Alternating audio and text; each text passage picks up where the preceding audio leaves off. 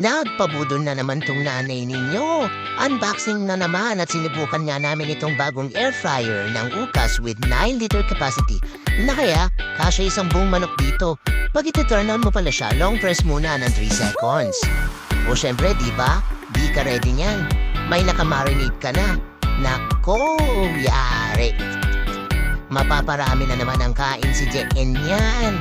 Favorite eh. Ano pinipindot mo? Picture lang yan eh. Di yan touchscreen. Babasahin mo lang daw kung ilang minutes yan lulutuin mo. Pagkalipas nga ng sapat na oras, luto na ang masarap at mabangong liempo. May sinain na ba? Bango? Ang lambot to. Ayos naman pala itong Ukas air fryer eh. Mura pa. Nasa 1,989 lang na napuha namin. Ayos, diba? Try nyo na din. Thanks for watching.